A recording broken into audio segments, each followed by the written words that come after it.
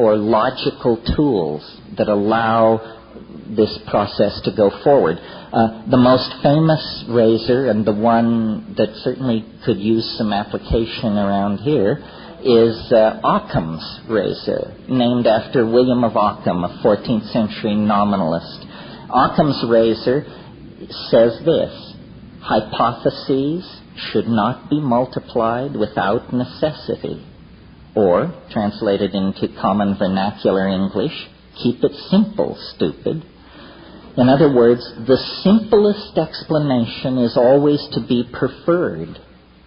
Never choose a more complicated explanation over the simpler explanation. So, for example, a light is seen in the sky. Simple explanation, aircraft. Complex explanation, you know what. The simpler explanation is to be preferred until further evidence forces its abandonment. And God knows, even with this razor in place, you're forced to some pretty complicated hypotheses by some situations.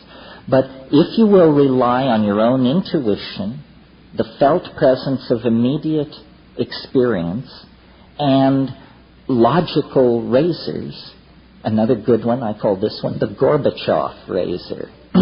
Trust, but verify. Trust, but verify. You know, it's okay to trust as long as you verify. This keeps you out of trouble. So these are simply the rules of mental hygiene that are no longer taught because commercial interests have determined that people who don't know these things are easily manipulated in the marketplace, and people who do know these things are not. It's horrifying to realize that whether you can think straight or not is a decision being made for you by the Fortune 500 corporations. Is it one more argument for overcoming culturally reinforced childishness? One more, and then we're going to have to clear this for Whitley Strieber, who has lots to say to you, I'm sure. Over here. What do you consider to be the best way to work? In other words, with all this massive information coming in, how do you stay with the Well, I'm certainly a printhead, formed by it and formed by McLuhanism.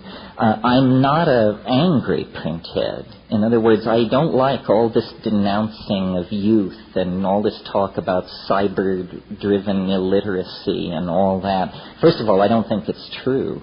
I think people who spend hours and hours a day on the Internet are exposed to vast amounts of information that synchronistically or otherwise forms their opinion. I think the printed word at this point is a glorious art.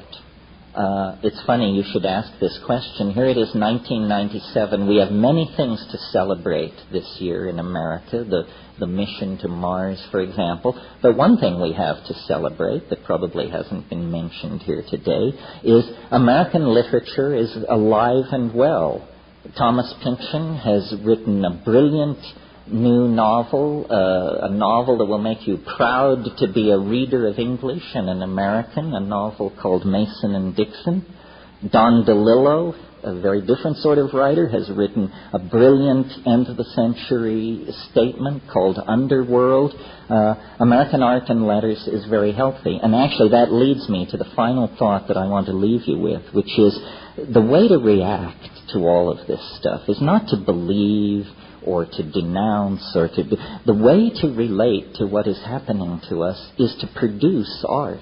Put the art pedal to the floor. If you paint, if you sculpt, if you write poetry, if you dance, if you declaim, whatever you do, that is the oversoul trying to come through. We are never closer to the quintessence of the human collectivity than when we produce art. These are the larger semiotic messages that are seeking to pass between us. And no one who creates art fully understands their own art.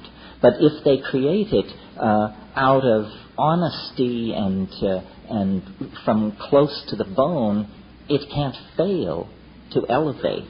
We don't have to understand what is happening to us to affirm our humanness and to contribute to the future that is unfolding. Thank you very, very much. Thank you.